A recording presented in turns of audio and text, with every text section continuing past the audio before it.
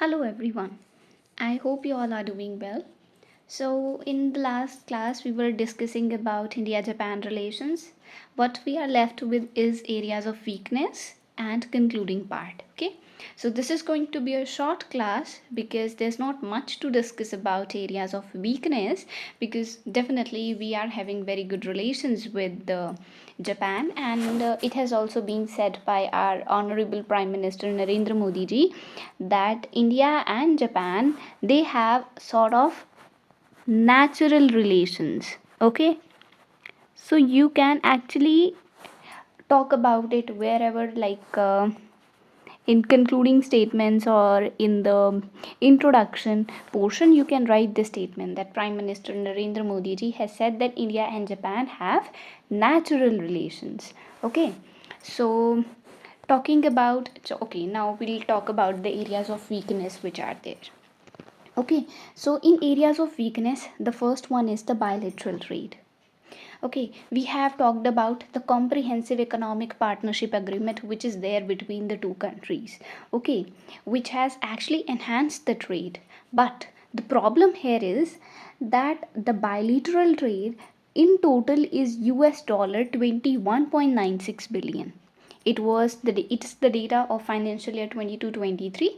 Okay, so the total bilateral trade was US dollar 21.96 billion, but imports were actually, like, exports from Japan to India were US dollar 16.49, and imports were actually 5.46 billion dollars.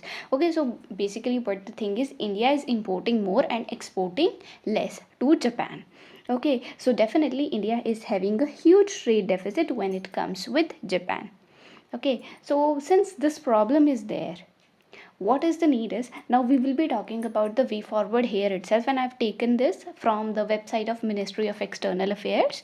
Okay, so what has been the suggestion which has been actually given on that particular website, we'll be writing it over. Okay, so the need has been felt to diversify the exports from India so that the actual potential of the trade can be realized. Okay, so there's this need to diversify exports from India. At present हम किन किन चीज़ों को export करते हैं? These things are petroleum products and other organic chemicals are there. Marine products are there, such as fish, crustaceans, mollusk, the nuclear reactors, boilers, machinery and other mechanical appliances. So these are the various things which we generally export to Japan. And now what is the need is? The need is to diversify our exports. Now, where this diversification can take place? So we actually need to focus on the areas where some sort of benefits are provided under the agreement, comprehensive economic partnership agreement जो है दोनों countries में, और उस agreement के अंदर जिन जिन products के ऊपर some sort of benefits are provided, such as low tariffs are there or the benefits are there on those products. So what we need to do is we should focus on those products.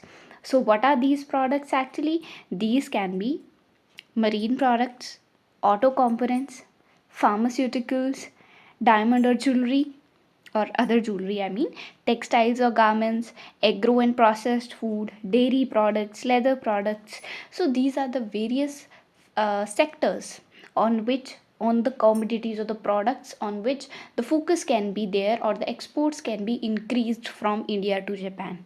Okay, and yes, definitely there is this condition that if we really want the export to increase, what we need to do is to focus on the standard and the quality expectations. Okay, so definitely we need to meet the standards, the quality expectations which are there, so that actually the exports can be increased. Because when it comes to Indian exports, so definitely quality is something which should be taken care of.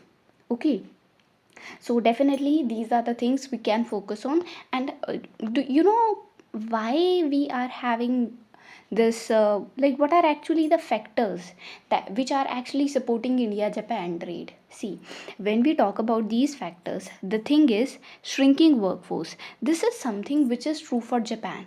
Japan is having more of aging population, So definitely, and India can actually provide young labor force to Japan. So definitely, when it comes to trade, this is one of the reason that Japan is having this shrinking workforce, and there is the requirement of human resources from overseas. So definitely, India Japan, this can be a favorable factor which can lead to increase in the India Japan trade.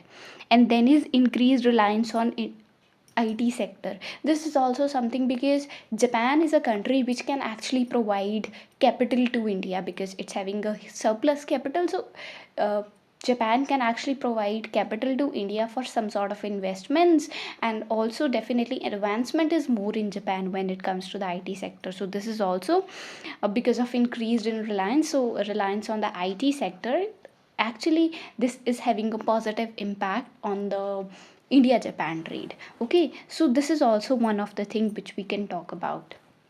So actually what we have talked about is both the countries are having bilateral trade, but for India it is a deficit.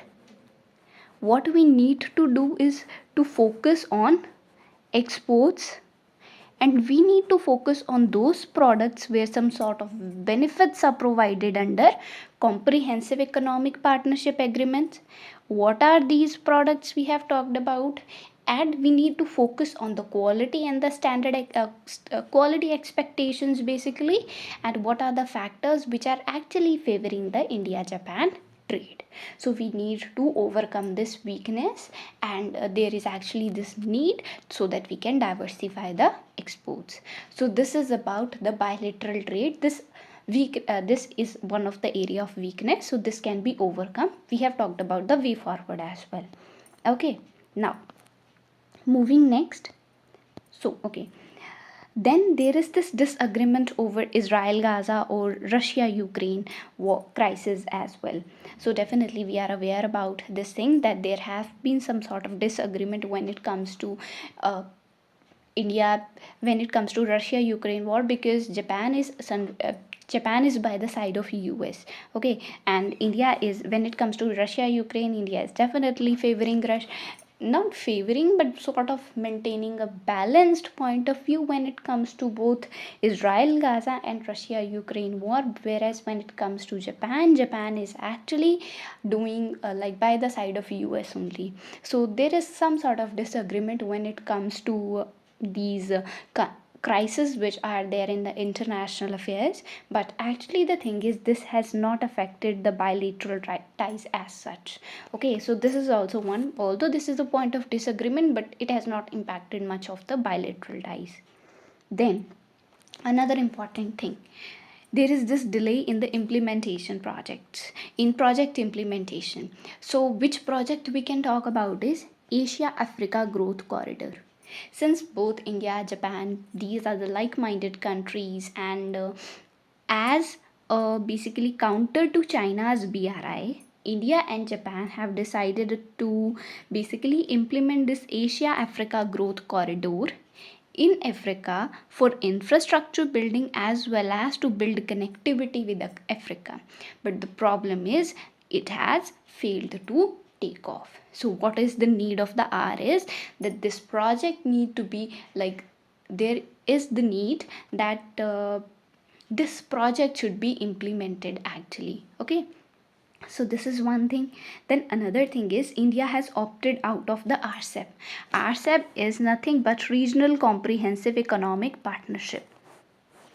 So this is something which is related to the Southeast Asian nations.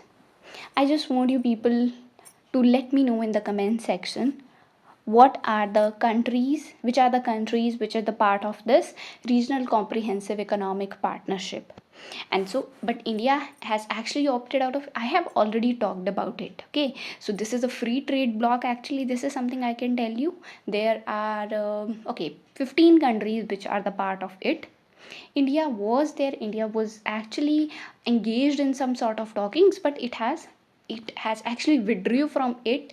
It was in the year of 2019 that India withdrew out of it. Okay, and this RCEP, it has actually came into force in 2022, and Japan want India to actually think about it once again and join this trade bloc. I just want you people to tell me in the comment section which countries are the part of this regional comprehensive economic partnership. Okay, do let me know in the comment section. Okay, so this is one of the thing that India and Japan are having some sort of disagreement over. And so these are the four things basically on which India and Japan are having some sort of weaker ties. One is bilateral trade, another one is disagreement over these international conflicts which are there in Israel Gaza war or Russia Ukraine war. Then there is this delay in the implementation projects, and last one is RCEP. Okay, so these are the four basic areas of cooperation, and what can be done is something very clear. In bilateral trade we have discussed, uh, and then this delay is there in the implementation, so focus should be there on it, and India and Japan should cooperate to implement these projects. And when it comes to RCEP or Israel Gaza Russia Ukraine, so these are something which are actually related to India's national interest, so it's definitely that thing. Okay, so these are the areas of weakness which are there between the two countries. What we can write in the conclusion: see, India and Japan both are like-minded countries. An example is both are having same interest in the Indo-Pacific region. Both the countries want open and free Indo-Pacific region. Both the countries want stability in the Indo-Pacific region. Okay, so both the countries are like-minded countries. Both are liberal democracies, and both are having open economies as well. Both are having territorial disputes with China. When it comes to India, we are aware of of the region. We have already talked about it when we have talked about India China relations. And when it comes to Japan China, it's basically in the South China Sea, and I have also talked about it as well. So it's basically Senkaku Islands are there, which are actually a sort of dispute between Japan and China. So so Japan is also having this territorial dispute with China. And also both the countries complement each other in various aspects. Just Japan provides is having huge surplus capital, and India needs investment. Japan is having aging population, but India can actually provide with working age population because हमारे यहाँ young population ज़्यादा है. India is having a huge market which it can actually provide to Japan. So both the countries are complementing each other. Both the countries are actually having same mind, like-minded. Both are the like-minded countries, and they have similarities in various aspects. So what we can do is we can focus on we can actually some sort of focus on the weaknesses which are there, so that trade can actually be improved between the two countries, and we can actually realize the benefits of these really good relations, and also we can cooperate more on providing basically the stability and peace in the Indo-Pacific region. Okay, so this is all about when it comes to India and Japan relations. Also, let me tell you one more thing. Okay, I have this one thing. India, there was this article, I don't remember whether it was in 2024 or I guess this year only. There was this article about the semiconductor cooperation between the two countries. It was there in the Hindu, that both the countries are cooperating in this area as well. I have made notes out of it. What I'll do is I'll share those notes, or like I've summarized that particular article. Okay, what I'll do is I'll share that particular article with you people on the Telegram channel, and the link of the channel is there in the description. Okay, so I'll share it there. What I want you people is just go through it. It's very easy and easy to understand language is there. What you can just go through it, and either you can make notes out of it. Okay, because it's an important thing. It was direct straightforward article, completely everything about the semiconductor cooperation in very beautiful manner. It was there in the newspaper. Okay, so I would request you people to visit the Telegram channel and download it. Okay, so this is about it, and also the notes of entire thing, these are also provided on the Telegram channel only. Okay, so this is all about India Japan relations, And so that's all for today. Thank you very much, and we'll meet you in the next class. Take care.